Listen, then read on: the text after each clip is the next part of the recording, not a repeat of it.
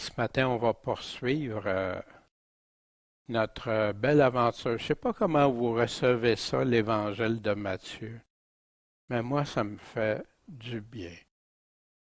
Ça, j'aime entendre Jésus parler. J'aime entendre comment Jésus répond, comment Jésus enseigne. Puis c'est ça la mission de l'Église, enseignez-leur tout ce que je vous ai commandé. Pas les parties qui font notre affaire, puis les autres non. Tout. Fait que l'Évangile, moi, parce qu'on a été beaucoup, on fait tout le Nouveau Testament, on a été dans des lettres, Pierre, Jude, Jacques, on a fait Paul, plusieurs lettres de Paul et tout ça. Puis c'est tout important, c'est toute la parole de Dieu. Il reconfirme ce que Jésus a enseigné. Mais j'aime beaucoup entendre Jésus-Christ lui-même, directement. Bon, Père Céleste, ce matin, on est réunis en ton nom pour t'adorer en esprit, mais dans ta vérité, en vérité. Tu es la vérité, ta parole est la vérité et c'est ce qu'on veut faire ce matin. Continuer, Seigneur, à entendre, à écouter, mais pas seulement écouter, à mettre en pratique, à garder, à faire ce que tu nous demandes. Je te prie pour tous ceux qui écoutent via Internet aussi, que tu puisses les accompagner, les guider. Merci Seigneur, parce qu'il y a des gens qui cherchent ta face. Puis, Seigneur, c'est simplement pour mettre un accent sur tes paroles. Bénis, Seigneur, bénis ta parole qui revient jamais à toi sans avoir fait effet. Seigneur, on ne veut pas attirer des gens à nous, on veut attirer des gens à toi, Seigneur. C'est toi, c'est devant toi qu'on va tous comparaître. Puis par amour les uns les autres, Seigneur, on veut s'exhorter les uns les autres, s'avertir, s'encourager mutuellement, Seigneur. S'il te plaît, bénis encore ta parole ce matin comme toi seul peux le faire. En ton saint nom, Maître et Seigneur Jésus-Christ. Amen. Bien, ce matin, on va voir au chapitre 15, excusez-moi. On va voir doctrine de Dieu ou doctrine des hommes. C'est un sujet très important que Jésus va soulever ici. Puis, qu'est-ce qui sort de notre cœur? Jésus parlait qu'il y a des cœurs bons et honnêtes, puis il y a des cœurs tortueux, il y a des cœurs tordus, des cœurs mauvais. On va regarder ça ensemble ce matin. Puis aussi, les petits chiens. Hein? Puis on va voir aussi d'autres. Encore un miracle de Jésus, comme on a vu la semaine dernière. La semaine dernière, hein, on a vu Jean qui le baptiseur, Jean le Baptiste, qui est souvent appelé Jean-Baptiste comme si c'était son nom, mais Jean, il baptisait au nom de Christ, au nom de Dieu. Puis, qui avait averti Hérode de son adultère. On avait abordé le sujet d'adultère. Ça y a coûté sa tête. Jésus qui nourrit plus de 5000 personnes, 5000 hommes, plus les femmes, les enfants. 5 pains et 2 poissons. Puis il a resté plein de reste. On va regarder ça la semaine prochaine, au chapitre 16. On ira revisiter ça aussi. Jésus qui s'isole, va prier tout seul. Puis nous aussi, on a besoin de ça, d'être seul avec notre Dieu, lui parler. Il est notre Père, il veut entendre, il veut nous entendre. Jésus sur l'eau agitée pendant la nuit, un fantôme, hein, pour ses apôtres. Pierre, Seigneur, si c'est toi, fais que comme nous souvent. Seigneur, confirme-nous. Pierre voulait la confirmation. Fais que je marche sur l'eau comme toi. Jésus a dit, viens. Qu'est-ce qui est arrivé? Ça allait bien jusqu'à temps que Pierre se mette à douter. Homme de peu de foi, pourquoi as-tu douté? Moi, ça m'est arrivé. Puis j'ai dit, Seigneur, pourquoi j'ai douté? Pourquoi? Ma confiance doit être en toi, totalement. Puis il fait grandir notre foi. Il s'organise quand on lui demande pour le faire dans nos vies. Maintenant, ce matin, au chapitre 15. Alors, des scribes et des pharisiens, c'est toujours les chefs religieux, les théologiens, les pasteurs du temps, les personnes qui avaient autorité religieusement sur le peuple, sont venus de Jérusalem à Jésus. Fait qu'ils ont fait ils ont fait le trajet pour aller le voir, pour lui dire sûrement quelque chose de très important, pour que des chefs comme ça se déplacent. Pourquoi tes disciples transgressent-ils la tradition des anciens? Le mot tradition, moi autrefois je voyais ça, parce qu'on disait la Bible et les traditions, comme l'Église catholique enseigne. Mais je ne saisissais pas pleinement le mot tradition. On va le regarder dans quelques instants. Pourquoi que la tradition des anciens? Mais quels anciens qui parlent? Ils parlent-tu des anciens à partir de Moïse, exemple? Ou si c'est d'autres anciens dans le temps? Un peu comme l'Église d'aujourd'hui fait, ils vont souvent se baser sur des anciens, mais au 3e, 4e, 5e siècle, au lieu d'aller au tout début. C'est quoi cette tradition des anciens? Hey, les disciples de Jésus, là, tes disciples sont en train de faire quelque chose de très grave, là, spirituellement. Parce qu'ils ne se lavent pas les mains quand ils prennent leur repas. Quel péché énorme! Là, wow, hey, Jésus, là, répond à ça. Mais avant, c'est quoi l'explication biblique? Il ne se lavait pas les mains, mais Marc va nous donner plus de précision. Les pharisiens et tous les Juifs ne mangent pas sans se laver les mains jusqu'au coude. C'est bien important, jusqu'au coude. Gardant en cela la tradition des anciens. Lorsqu'ils reviennent des places publiques aussi, ils ne mangent pas non plus sans s'être lavés, mais là, plus juste les mains. Parce que là, ils étaient impurs. C'est vrai que dans l'Ancien Testament, Dieu a donné des règles d'hygiène, parce que le peuple sera mort sans ces règles d'hygiène-là. Mais là, ils mélangent ça avec la spiritualité. Ils ont aussi beaucoup d'autres choses qu'ils ont reçues pour les observer, comme laver les coupes, les pots, les vaisseaux d'airain, les lits. Mais Jésus, on va voir, y es-tu contre la propreté, Jésus? Pas du tout. Pas du tout. Les règles d'hygiène sont toujours importantes. Le problème, c'est quand tu veux le mélanger pour l'aspect spirituel. Ça, c'est dangereux. Puis on va voir Jésus. Mais il leur répondit. Jésus aimait ça. Pour répondre à une question, il leur répondait par une question. Puis celle-ci les confrontait directement. Vous arrivez avec des choses d'hygiène. Mais vous, pourquoi transgressez-vous le commandement de Dieu par votre tradition? Tes disciples transgressent la tradition des anciens, mais vous autres, vous transgressez quoi?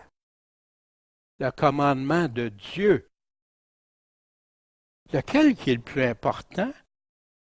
Qu'est-ce qui a le plus de conséquences?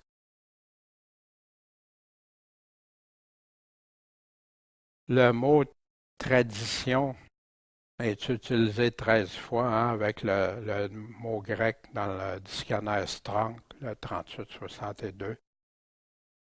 Tradition, instruction, veut dire instruction. Puis on va aller voir quelques passages dans ces 13-là, on ne les verra pas tous.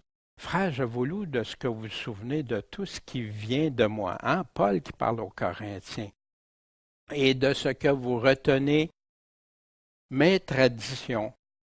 Hein? C'est mes instructions. C'est la même chose, c'est le même mot. Ça met de la confusion. C'est pour ça qu'il y en a un moment donné, pourquoi certains choisissent le mot tradition aussi. La tradition veut dire, c'est quoi? Tu prends ça d'où? C'est une instruction, c'est un enseignement, une tradition. Sans ça, il n'y a plus de tradition. De père en fils, hein? Tels que je vous les ai donnés. Le même mot que Paul va utiliser aussi quand il parle aux Colossiens. Les traducteurs vont utiliser un mot. Mais des fois, quand tu ne vois plus le sens du mot, ça peut te conduire à arrêter ta réflexion là. Prenez garde que plusieurs vous séduisent, que quelques-uns vous séduisent, que personne vous séduise par la philosophie. Vous savez qu'Augustin était un grand enseignant philosophe, il a étudié la philosophie. Je ne le savais pas tant que je n'ai pas fait les recherches, puis regardez, il a mélangé de la philosophie avec la parole de Dieu. C'est pour ça qu'il arrive aussi avec des interprétations aussi farfelues qu'on a vues pour certaines interprétations de la parole de Dieu allégorique. Par de vaines tromperies en vain, des fautes, des choses qui valent rien quand c'est vain. Selon la tradition des hommes, selon les instructions des hommes, selon les enseignements des hommes, selon la théologie des hommes, selon les rudiments du monde et non selon Christ. C'est quoi selon Christ? Tu as tout ça ici selon Christ. Les gens oublient qu'il est en train de parler, non, selon Christ, la doctrine de Christ, pas la doctrine des hommes. Puis regardez dans 2 Thessaloniciens 2, c'est pourquoi, frères, demeurez fermes, retenez les enseignements que nous vous avons donnés, pas les hommes, que les apôtres ont donnés parce qu'ils ont été choisis par Jésus-Christ. Puis Jésus-Christ qui a été choisi par le Père, celui-ci est mon Fils bien-aimé. Écoutez-le. C'est ça l'Évangile, les enseignements, la doctrine de Christ. Enseignez-leur tout ce que je vous ai enseigné. Puis, comme nous avons donné, soit de vive voix, soit par notre lettre. Puis un peu plus loin, au chapitre 3, verset 6, nous vous recommandons aussi au nom de notre Seigneur Jésus-Christ de vous éloigner de tout frère qui vit dans le désordre et non selon les traditions, selon les enseignements qu'il a reçus de nous, les instructions qu'il a reçues de nous. Voyez-vous? C'est la même chose, mais les gens font une grande différence des fois. Moi, en tout cas, je sais que le mot tradition, pour moi, n'a plus le même sens qu'il a déjà eu. Puis toi, qu'as-tu choisi? Quand tu sais que ton éternité en dépend, Dieu ou les hommes?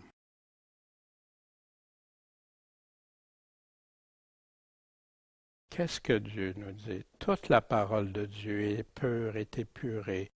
Il est un bouclier pour ceux qui ont en lui leur refuge, pas dans l'homme. N'ajoute rien à ses paroles. Qu'est-ce que ça veut dire, rien? À ses paroles, de peur qu'ils ne te reprennent et que tu ne sois trouvé comment? Menteur. Puis quand on sait qu'aucun menteur va connaître, même à la fin de l'Apocalypse, il répète les 2 derniers chapitres. Très grave pour Dieu, parce que c'est un Dieu qui veut se faire adorer en esprit et en vérité. Puis si le Nouveau Testament nous met en garde, c'est tellement contre le péché et le mensonge. 2 abominations pour Dieu.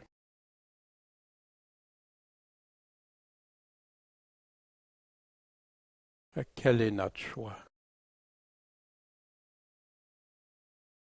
Pourquoi ils ont transgressé le commandement de Dieu par leur tradition? Parce que Dieu a donné ce commandement. Honore ton père et ta mère. Fait que Jésus va choisir un exemple que tout le monde connaît, puis qui va les confronter à leur avarice, à comment ils tordent le sens de Dieu. Ils le faisaient au nom de Dieu pour devenir, parce que beaucoup, pour les pharisiens aussi, être riche, c'était ça, être béni de Dieu.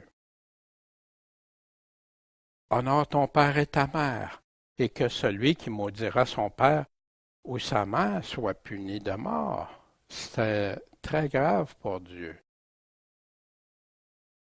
Mais vous dites, c'est vous qui le dites ça. Celui qui aurait dit à son père ou à sa mère, ce dont je pourrais t'assister, c'est un don consacré à Dieu.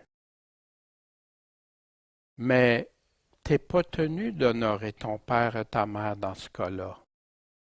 Leur théologie leur permettait ça. Ça vient dans le Talmud, c'est toujours là écrit ça. Talmud, le livre recueil de pasteurs juifs qui blasphèment d'ailleurs dans le Talmud le nom de Jésus.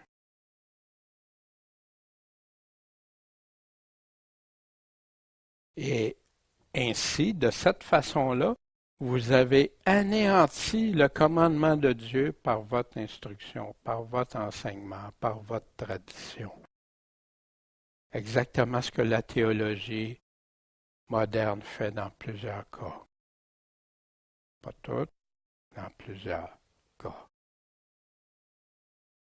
Quand Jésus dit, affirme des choses, mais que l'homme vient dire, oui, Jésus dit ça, mais ça, c'est pas pour nous autres. Ou ça, mais c'est pas vraiment ça. Mais faut pas être trop à cheval, etc. Ben, c'est là que ça débute tout ça. Dans Marc, il dit, anéantissant la parole de Dieu. Anéantir ce que Dieu a dit. C'est ce que les hommes font la plupart du temps. Que vous avez établi. Si vous regardez dans les livres de théologie, ils ont établi toutes sortes de choses. Mais vous ne retrouverez pas ça textuellement. Même, ils vont changer des fois juste un mot dans ce qui est un verset. Puis là, si tu ne fais pas attention, tu ne marqueras pas. Comme Augustin avait fait, exemple, on parlait de la parabole du blé et de l'ivraie. Mais pour lui, il avait changé que c'est le champ, il a enlevé le mot c'est le monde, puis il a mis le champ, c'est l'Église. Parce que ça convenait à ce que. Juste un mot. Puis aujourd'hui, les gens pensent tous que c'est dans l'Église ailleurs, alors qu'ailleurs dans le Nouveau Testament, il nous dit non, séparez ça, enlevez. Qu'est-ce qui n'est pas correct? De garder, de préserver, de condamner les œuvres de ténèbres. Comment Jésus les appelle? Comment il appelle ceux qui changent ce que Jésus a dit, ce que le Seigneur a dit? Ésaïe a bien prophétisé à votre sujet, mes bons amis. Ah, non, c'est hypocrite. Hypocrite. Quel mot dur. Mais qui a son sens qui dit, parce que c'est ça. Vous vous cachez avec les paroles de Dieu pour arriver avec un enseignement. Puis ils ont été chercher ça dans la parole de Dieu, mais ils l'ont tordu complètement d'en changer tout le sens original. Ce peuple s'approche de moi de la bouche. Seigneur, Seigneur. Mais qu'est-ce que Jésus va leur dire? Les vierges folles, les serviteurs inutiles. Mais leur cœur est bien éloigné de moi. Pourquoi? Mais ils m'honorent en vain, pour rien. Ça vaut rien qu'ils m'honorent par leur bouche, leurs lèvres, qui me disent Seigneur, Seigneur. Pourquoi? En enseignant, regardez pourquoi le mot tradition. En enseignant quoi? des doctrines, des traditions, des instructions qui sont des commandements de Dieu? Non, d'hommes. D'hommes. Et bien sûr, il y avait une parole d'Ésaïe qui avait dit, il avait bien prophétisé, le Seigneur dit, puisque ce peuple s'approche de moi de sa bouche et qu'il m'honore de leurs lèvres, mais leur cœur est éloigné, le cœur. Puis vous allez voir, ça va revenir, là, Jésus va nous parler du cœur un peu plus tard. Puisque la crainte qu'ils ont de moi n'est qu'un commandement enseigné par des hommes. Savez-vous pourquoi il y a tant de sectes de religion puis qui contrôlent les personnes au lieu de dire c'est Dieu qui tu te soumets à Dieu, comme l'Évangile enseigne et tout ça? C'est parce qu'ils vont avec des commandements d'hommes, mais comme avec les pharisiens, ils les déguisent, bâtis avec des paroles de Dieu, mais ici et là, un peu ici, un peu là, puis ils construisent toutes sortes de choses. Jésus faisait référence. Honorer en vain, ça se peut-tu honorer Dieu en vain? Regardez ce que Paul nous dit quand il parlait aux Corinthiens. Je vous rappelle, frères, l'évangile que je vous ai annoncé et que vous avez reçu et dans lequel vous persévérez et par lequel vous êtes sauvés si, la condition, si vous le gardez tel que je vous l'ai annoncé. Puis Paul leur a parlé plein de choses sur la repentance, le péché, le jugement, tout, plein de choses. Autrement, vous auriez cru pour rien, en vain, pour zéro. Puisque nous travaillons avec Dieu, nous vous conjurons que ce ne soit pas en vain que vous ayez reçu la grâce de Dieu. Ah, ben non, j'ai reçu sa grâce. Fait qu'il y a toute une théologie qui va avec la grâce. Puis c'est impossible de perdre sa grâce. Ah, c'est pas ça que la Bible nous dit. C'est pas ça. Qu'est-ce que Paul dit? Recevoir la grâce de Dieu pour rien, en vain. Wow! Qui on va croire? La parole de Dieu ou les hommes, la tradition des hommes? Parce qu'ils disent ça, ils répètent ça. Tu crois qu'il y a un seul Dieu? Tu fais bien, les démons le croient aussi. Et ils en tremblent. Mais toi, ô homme vain, ça vaut quoi un homme vain? Veux-tu savoir que la foi sans les œuvres est morte? Ah, ben Paul, il dit, non, on va voir Paul de quoi il parle, puis de quelles œuvres il parle, puis tout ça, dans son contexte. Puis Paul avait un combat constant avec les œuvres de la loi, l'Ancien Testament, et la foi en Jésus-Christ, qui Jésus-Christ dit, enseignez-leur tout ce que je vous ai commandé, montrez-leur à les observer, à les mettre en pratique. Ayant l'apparence de la piété, mais ayant renié quoi? La force. Éloigne-toi aussi de ces gens-là. Hein? Le blé puis l'ivraie, ça ne peut pas être ensemble. Ils font profession de connaître Dieu, mais ils les renient comment? Par leurs œuvres, par leur action, parce qu'ils font. Jésus, vous les reconnaîtrez par leurs fruits. Étant abominables, rebelles, incapables d'aucune bonne œuvre. Puis s'il y a une attaque contre les bonnes œuvres, c'est tellement par des évangélistes souvent. Alors que Dieu a préparé. Dieu nous a dit qu'est-ce qu'il attendait de nous. Et ayant appelé le peuple, il leur dit. Fait que là, il se tourne vers tout le monde. Écoutez et comprenez ceci. Jésus appelle à notre intelligence, à notre compréhension. Il nous parle avec des mots qu'on peut comprendre.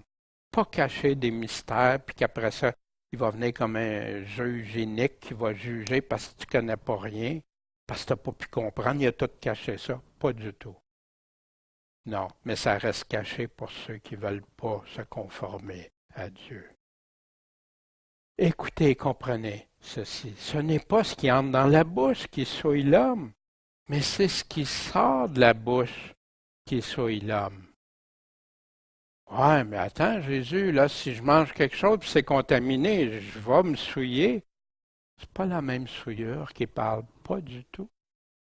Il parle de ton âme. Il parle de face à Dieu.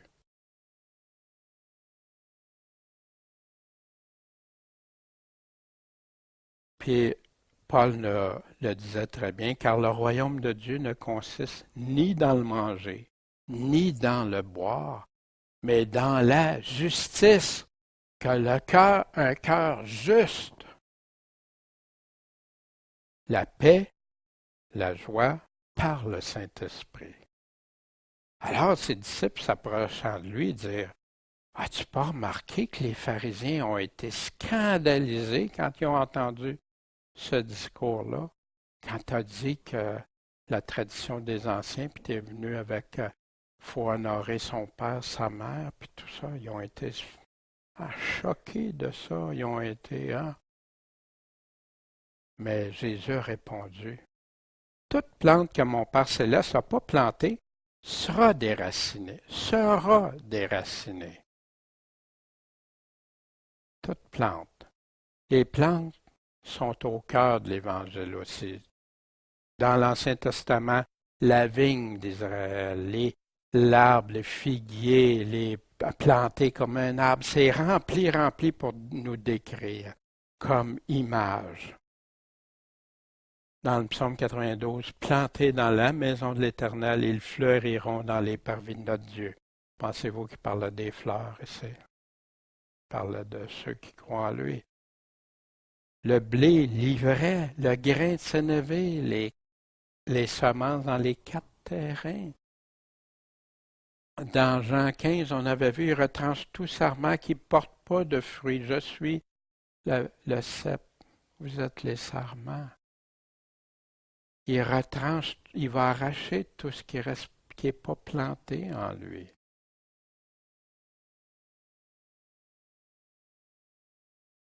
Puis Paul en parle aussi quand il veut faire la comparaison, parce que l'Épître aux Romains nous parle du chapitre 1 aller jusqu'au chapitre 11, entre le juif et le non-juif.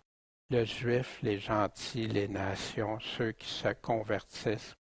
Puis il fait des grands enseignements par comparaison à ça.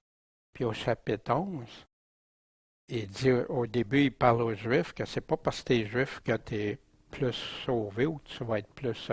Non, c'est pas parce que tu n'es pas juif que. Non, il n'y a plus de différence. Mais voici, si tu es non-juif, toi, les rameaux, tu diras, les rameaux ont été retranchés afin que moi, je puisse être planté, hanté, greffé. Fort bien, ils ont été retranchés à cause de quoi? Parce qu'ils n'ont pas cru. Ils n'ont pas cru ce que Jésus leur a dit. Mais toi, tu subsistes par la foi. Ne t'enorgueillis pas, mais crains. Car si Dieu n'a pas épargné les rameaux naturels, prends garde qu'il ne t'épargne pas, toi non plus. Considère donc la bonté et la sévérité de Dieu, sa sévérité à l'égard de ceux qui sont tombés. Fait que pour tomber, il fallait que tu ne peux pas tomber si tu n'es pas déjà debout. Mais sa bonté envers toi, si tu persévères dans cette bonté. Autrement, toi aussi tu seras retranché, planté par Dieu, puis tu peux choisir de sortir de ça. Et quant à eux, s'ils ne persévèrent pas dans l'incrédulité, de ne pas croire Jésus, qui il est, ce qu'il dit, ce qu'il a affirmé, ils seront hantés, car Dieu a le pouvoir de les hanter à nouveau, quand ils vont croire. Il n'y a plus de différence entre le juif et le non-juif. Et voici ce que Paul dit. Puis Jésus continue. Ils sont scandalisés, hein, les juifs.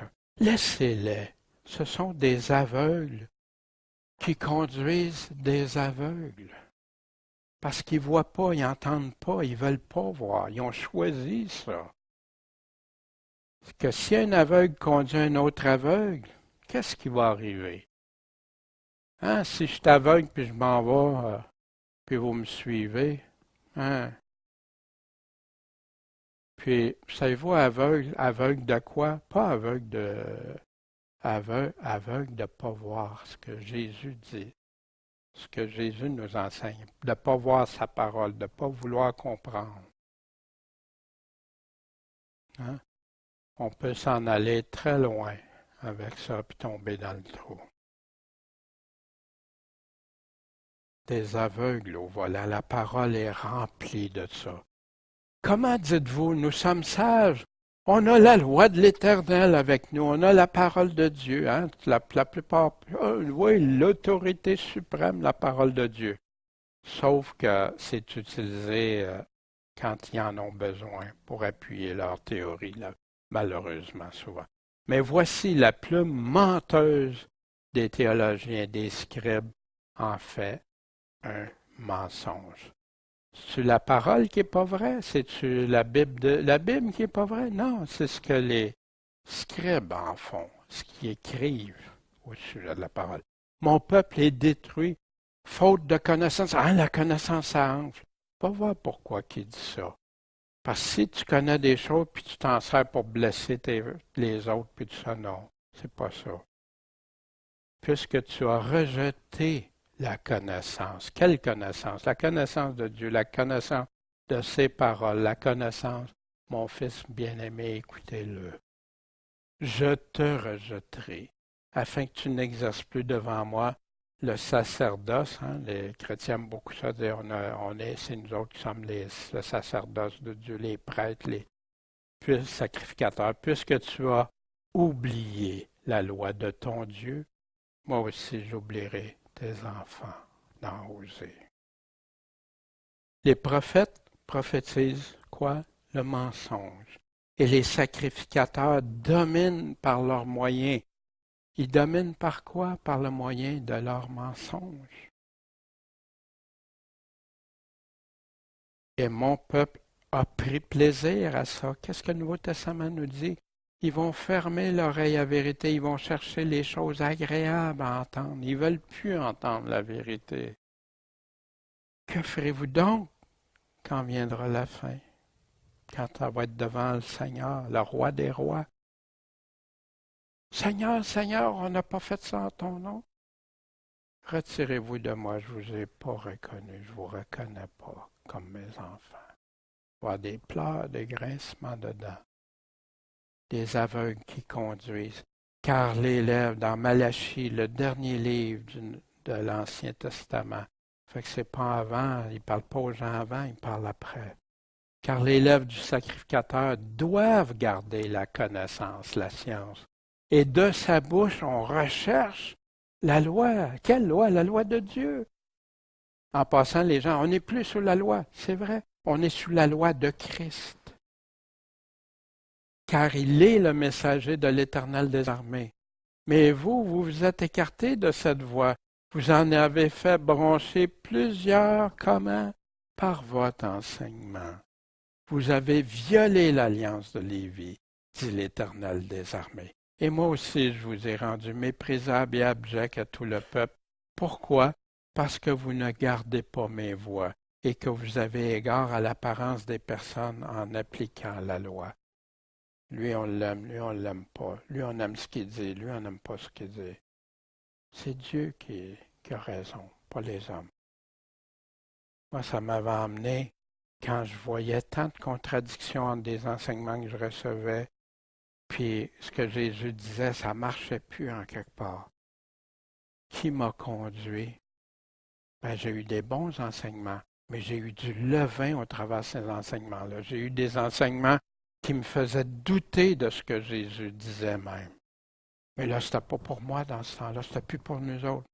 Ben, qu'est-ce que je fais quand Jésus dit d'aller enseigner tout ce qu'il y a? C'est ça l'Évangile.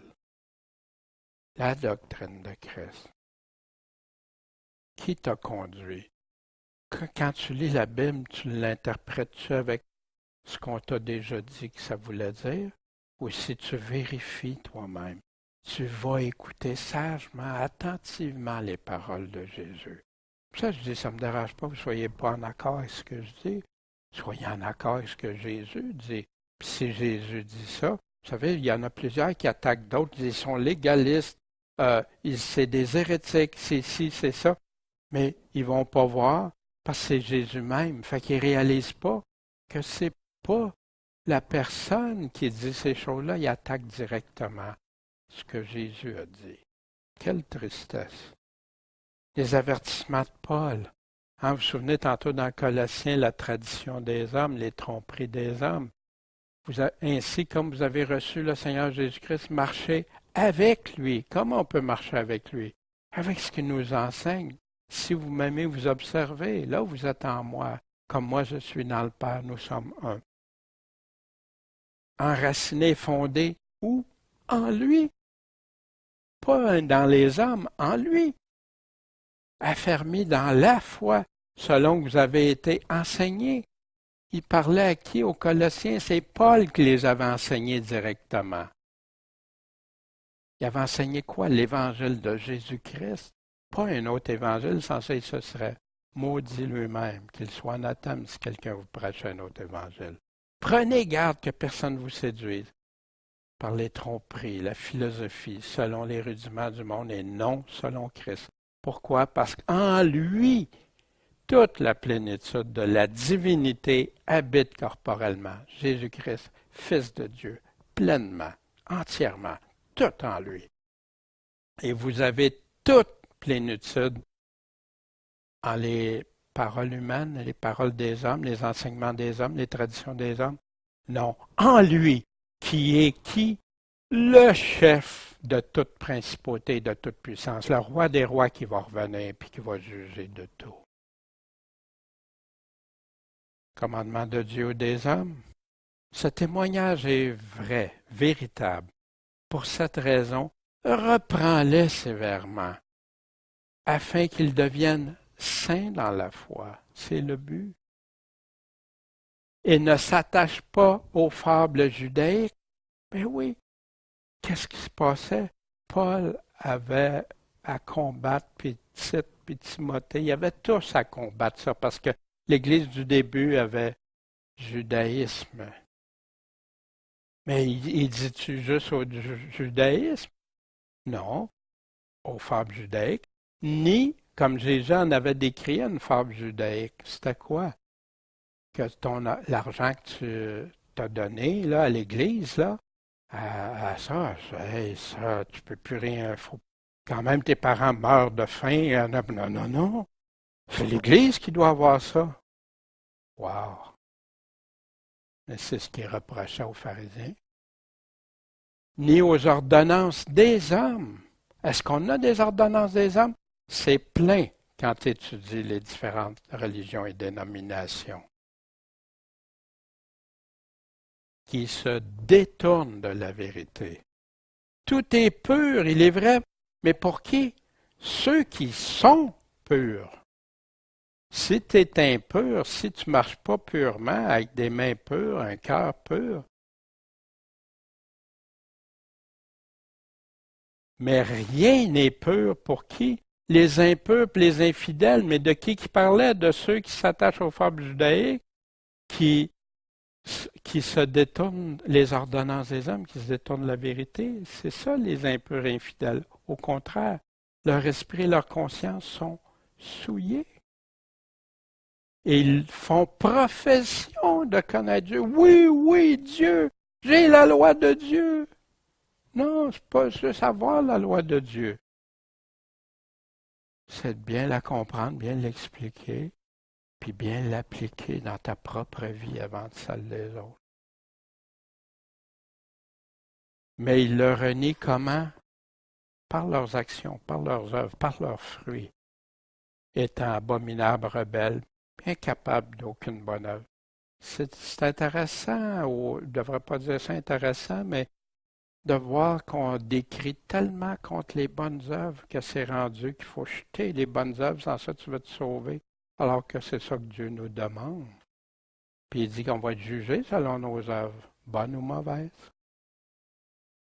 Commandement de Dieu ou des hommes. Celui qui prend garde à la parole va trouver le bien. Tu veux faire le contraire, tu veux pas faire partie de la deuxième catégorie, tu veux garder Prends garde à la parole, puis tu vas trouver le bien. Si tu te confies à l'Éternel, tu seras heureux.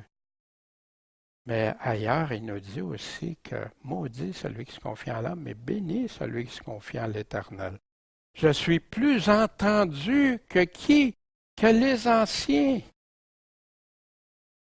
Que la tradition des anciens, que les enseignements des anciens, tout ça. Parce que quoi? J'ai gardé quoi? Tes commandements, pas leurs commandements.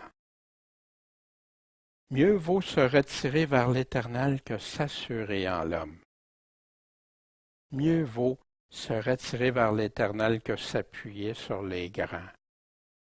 Que ce soit des grands en puissance dans le monde, des grands théologiens, des grands sinon. Ce n'est pas eux qui vont être devant le Seigneur pour me justifier, pour me dire oui. Non, aucun. Au contraire, le Nouveau Testament est rempli d'avertissements. Fait que filtrer tout, examiner tout avec la parole de Dieu, mais ses mots à lui avant. Puis au lieu de prendre leur parole puis voir si c'est vrai, prenez la parole de Dieu, instruisez-vous de la parole de Dieu, puis après ça, allez voir si c'est vrai. Pas qu'on vous injecte déjà une idée que ça veut dire ça. Puis après, c'est très difficile. Alors Pierre, prenant la parole, lui dit, « Mais Seigneur, explique-nous cette parabole. » De quelle parabole qui parlait?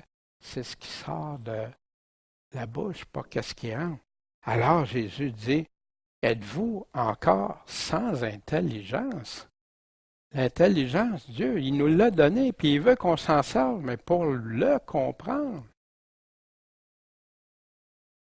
Ne comprenez-vous pas que tout ce qui rentre dans la bouche s'en va dans le ventre, puis c'est jeté dans les lieux secrets. Je n'ai pas d'explication à vous donner. Mais ce qui sort de la bouche vient d'où? Du cœur. C'est là ce qui souille l'homme. Voyez-vous? Le cœur, on en parlait tantôt. Un cœur, soit qui est vers Dieu ou détourné.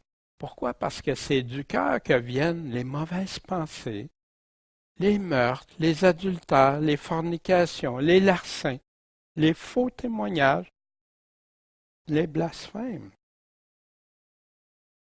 Est-ce que j'ai quelque chose comme ça dans mon cœur? Est-ce que mon cœur est porté vers les bonnes pensées, vers aimer mon prochain, vers aimer ma femme ou aimer mon mari seulement? Pas de fornication, pas de vol, pas de mensonge, la vérité seulement, pas de blasphème, pas contredire Dieu.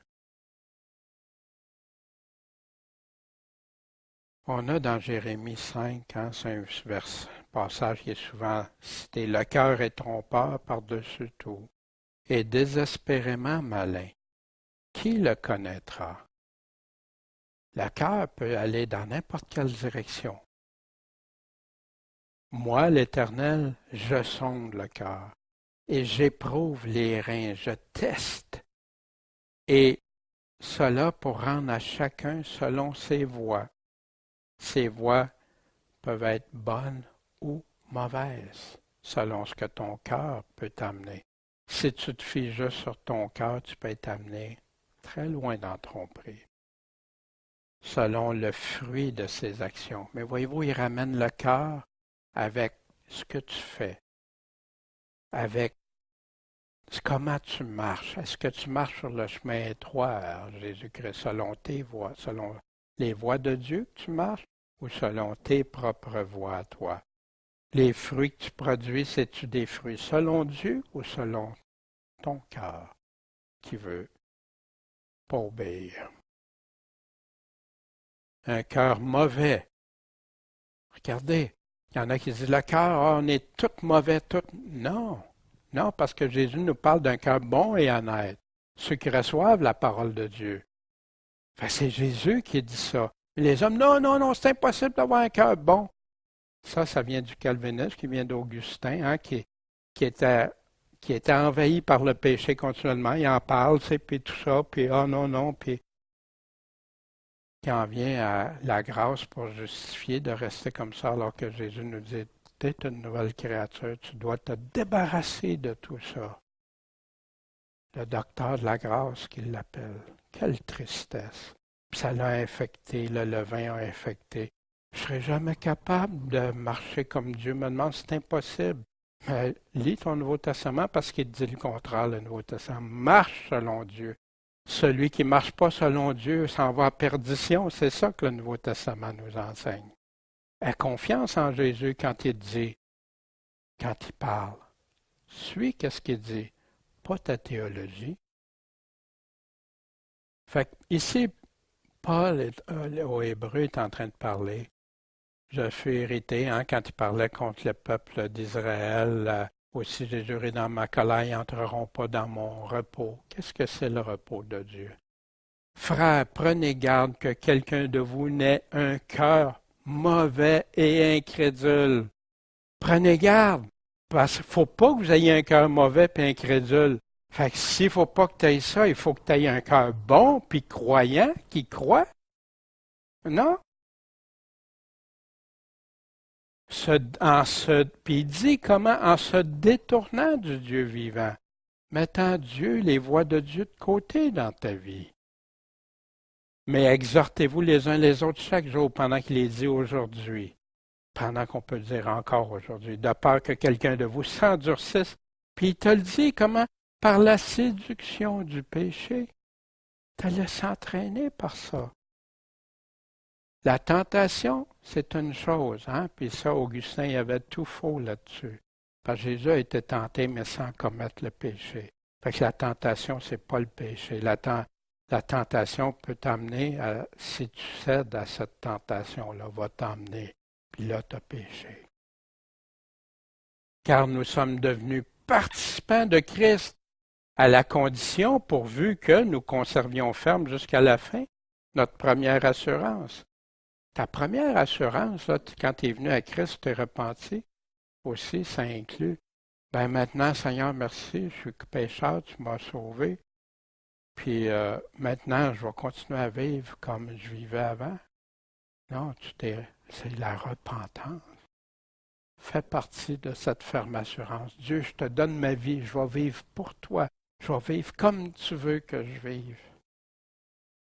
C'est du cœur que viennent les œuvres de la chair manifestées. Paul en reparle aux Galates, l'adultère, fornication, impureté, dissolution, idolâtrie, enchantement, la magie, les inimitiés, les querelles, les jalousies, animosités, disputes, divisions, sectes, envie, meurtre, ivrognerie, débauche, puis les choses semblables. Je vous dis d'avance, comme je vous l'ai déjà dit, que ceux qui commettent, ils font leurs fruits, leurs actions, commettent de telles choses, n'hériteront pas le royaume de Dieu. Il ne dit pas sauf si vous avez cru en Jésus-Christ. Non, parce que ceux qui croient en Jésus-Christ ne commettent plus ces choses-là. Ne sont plus dans ça si tu es enfant de Dieu. Tu es une nouvelle créature. Ces choses-là, c'est du passé. Ne vous abusez pas, qui continue à conclure.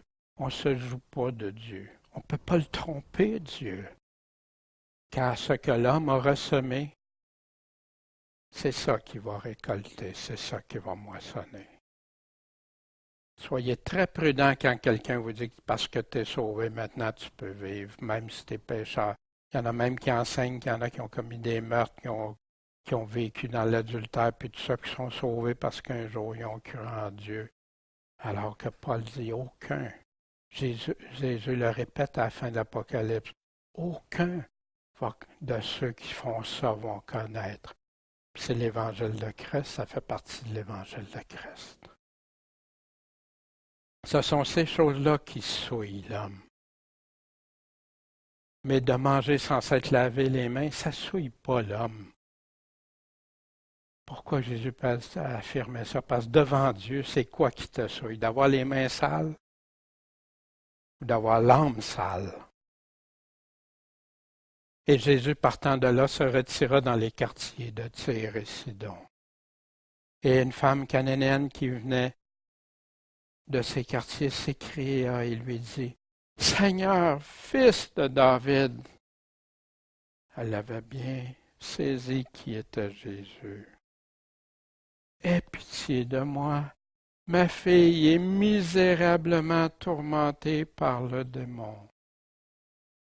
Combien de parents encore aujourd'hui, mon fils, ma fille, a des pensées, des choses, des façons. Elle se sent possédée, c'est pas elle, il y a quelque chose. Ah non, ça n'existe plus, hein, selon plusieurs. Jésus est venu en délivrer combien? C'est rempli dans le Nouveau Testament qu'il en a délivré. Mais c'est sûr, si tu admets que les démons existent, Jésus existe aussi. Dieu existe aussi. Fait qu'il y en a, puis il y a des chrétiens même, ils ne veulent pas entendre parler de ces choses-là. Mais Jésus nous en parle. Mais il ne lui répondit rien. Hein, Jésus, qui a plein de compassion, plein d'amour, puis tout à coup, il ne répond pas. Et ses disciples s'étant approchés, le prièrent, hein, ils ont demandé une demande en disant, renvoie-la, parce qu'elle crie après nous. Ça les dérangeait, hein? Mais il répondit, je ne suis envoyé qu'aux brebis perdues de la maison d'Israël. L'Évangile devait être proclamé par les Juifs, pour les Juifs, avec les Juifs. C'est pour ça que l'Église du début, pendant les premières dizaines d'années, n'était composée que de Juifs, avec certaines exceptions, comme Corneille, comme certains que dans les Actes, on voit au chapitre 8 à peu près, 10, que des personnes non-juifs se sont convertis. Mais c'était des exceptions. Ici, elle était cananéenne, elle n'était pas juive. Fait que Jésus, je suis envoyé qu'aux brebis perdues de la maison d'Israël. C'est ce que mon Père m'a donné. Je m'en viens accomplir ça. Mais elle n'a pas abandonné ça. Elle n'a pas dit, ben ok, mon chien est mort. Hein. Elle a dit, mais elle s'est prosternée en disant, Seigneur, aide-moi. Avez-vous déjà fait ça avec le Seigneur? Wow, aide-moi. Est-ce que c'était pour elle-même ses propres besoins? Indirectement, oui, parce que quand tes parents, tes enfants qui souffrent, c'est terrible. Mais c'était pour son enfant. Elle a bravé la réponse de Jésus, pas par rébellion, non, parce qu'il y avait un grand besoin. Fait que Jésus a répondu, il n'est pas juste de prendre le pain des enfants puis le jeter aux petits chiens. Un exemple très dur, hein, quand tu regardes ça. Ben, tu as de la nourriture, là, puis au lieu de donner la nourriture à tes enfants, à ceux à qui ça doit, tu le donnes aux chiens, aux petits chiens. Le mot petit chien est là aussi, mais vous comprenez l'image que Jésus. Mais Jésus, sachant tout d'avance, vous connaissez Jésus plein d'amour, de compassion aussi.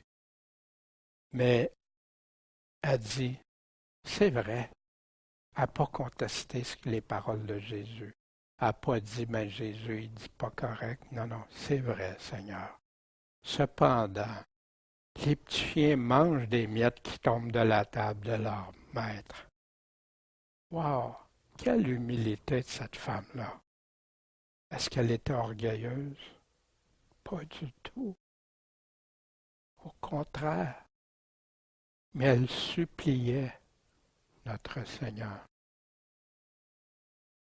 Alors Jésus répondant lui dit, ô femme, ta foi est grande. Vous vous souvenez comme le centenier aussi qu'on avait vu. Ta foi est grande. Qu'il te soit fait comme tu le désires. Jésus répondait. Et à cette heure même, sa fille a été guérie. Wow!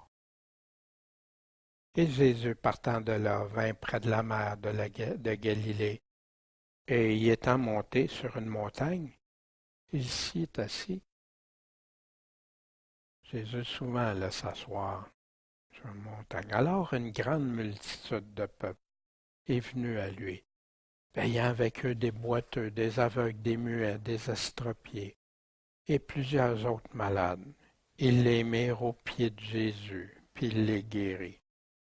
Je ne sais pas si vous réalisez, dans ce temps-là, il n'y avait pas d'autobus transport adapté. Il n'y avait pas ces choses-là. Marcher au soleil, à chaleur, dans le désert, souvent, des grandes distances, ou au bout de la ville seulement pour s'en venir avec quelqu'un qui est handicapé. Mais Jésus, la foi de ces personnes-là, Jésus aimait répondre à leur foi. De sorte que le peuple était dans l'admiration, voyant que des muets parlaient, des estropiés étaient guéris, des boiteux marchaient, puis que les aveugles le voyaient. Puis qu'est-ce que ça faisait? Ça faisait glorifier qui? Le Dieu d'Israël. Amen. Alors Jésus, ayant appelé ses disciples, leur dit, j'ai pitié de cette multitude. J'ai compassion. Car il y a déjà 3 jours qu'ils ne me quittent pas, puis ils n'ont rien à manger, puis je ne veux pas les renvoyer à jeun. Pourquoi? De peur que les forces leur manquent en chemin. Jésus, préoccupé par les besoins. Jésus, qui ne voulait pas juste parler, leur dire, il y avait leur âme et leur aspect physique aussi, leur condition. Et ses disciples lui disaient, d'où pourrions-nous avoir dans ce lieu désert assez de pain pour rassasier une telle multitude? Tiens, tiens, tiens. Il me semble que c'est du déjà vu, ça, hein? Là, c'est eux autres qui voulaient tester Jésus. Vous vous souvenez, Jésus avait testé Philippe, hein? Puis là, et Jésus leur dit, combien avez-vous de pain? Il leur dit 7 et quelques petits poissons. Hein, la dernière fois, c'était 5 pains et 2 poissons. Alors, il commanda aux foules de s'asseoir à terre, comme il avait fait qu'on a vu le chapitre précédent. Ayant pris les 7 pains et les poissons, et ayant rendu grâce, il les rompit et les donna à ses disciples, exactement le même cheminement. Et les disciples les donnèrent au peuple. Et tous en mangèrent et furent rassasiés.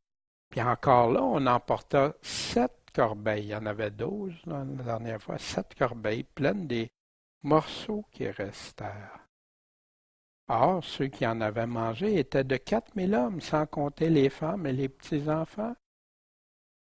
Alors Jésus, ayant renvoyé le peuple, entra dans une barque, puis il vint au territoire de Magdala. Ce n'est quand on parle Madeleine de Magdala, c'est de l'endroit d'où elle venait. Ici, ce matin, on n'abordera pas tellement ce miracle-là, parce que je vais garder ça pour le prochain chapitre. Parce que dans le prochain chapitre aussi, Jésus va faire un enseignement avec ces 2 miracles-là. Il va répondre aux disciples à des choses, puis on pourra voir ça ensemble, si vous voulez bien. N'oubliez pas, hein, chaque semaine, moi j'aime beaucoup ça quand vous lisez, il y en a, vous me le partagez, vous lisez les chapitres qu'on va lire, vous relisez le chapitre qu'on a vu, puis regardez ça par vous-même, examinez ça, voir tout, puis lire d'avance durant la semaine ce qu'on va voir.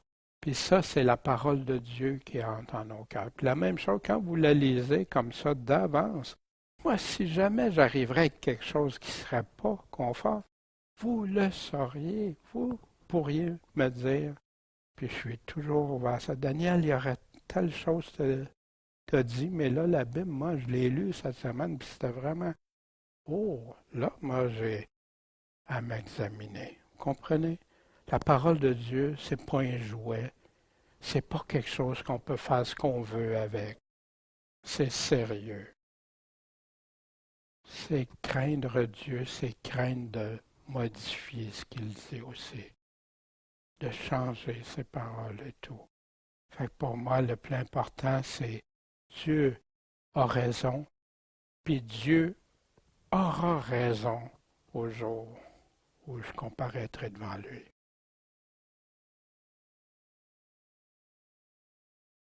Ce matin, comment est-ce qu'on peut annuler ou rendre vains les commandements de Dieu? Comment on peut faire ça?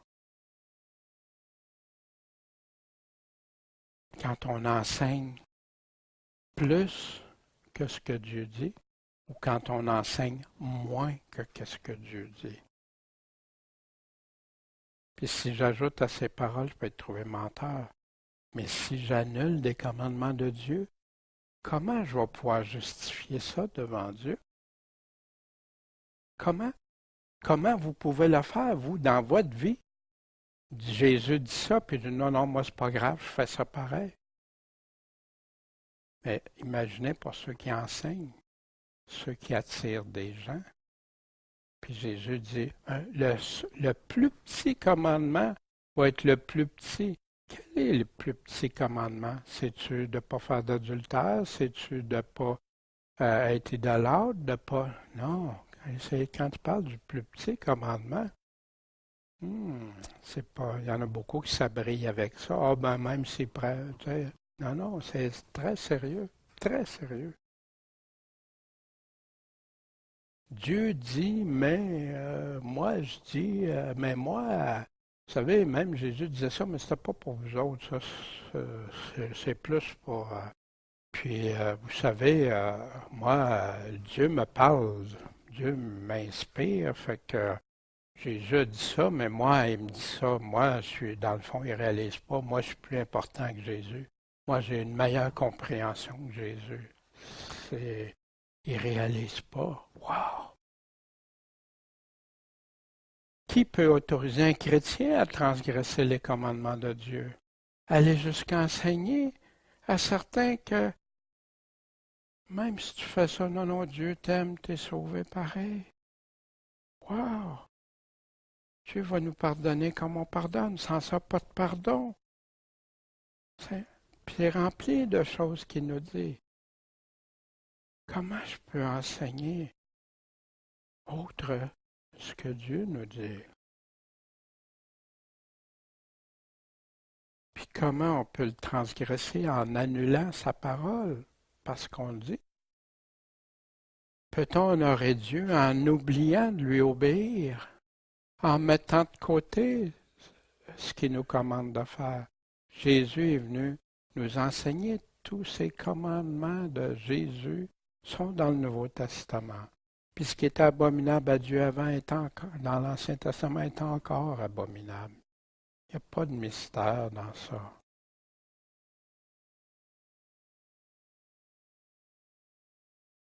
Il y en a beaucoup qui honorent Dieu en vain. Hein? Seigneur, Seigneur. Qui suis-tu? C'est qui ton enseignant? C'est Dieu, c'est Christ. N'appelez personne parce que Christ. Oui, on a des enseignants qui doivent dire exactement ce que Jésus nous a donné. L'enseignement, il est là. On ne peut pas le modifier, on ne peut pas le toucher. Tout ce qu'on peut faire, c'est mettre l'accent sur ce que Dieu, Jésus nous a enseigné. Pas aller au-delà, ni en dessous. As-tu validé avec seulement les paroles exactes de Jésus? Quand tu portes attention des fois, un mot qui peut changer. Puis les gens disent, non, non, ça passe comme du beurre dans le poêle. Puis des gens injectés d'une doctrine que ça veut dire ça. Non, va voir, la Bible répond à elle-même. Puis qu'est-ce qui peut souiller ton cœur? Les bonnes pensées ou les mauvaises pensées? Puis qu'est-ce qui peut garder ton cœur pur? Excusez-moi ça. Qu'est-ce qui garde notre cœur pur?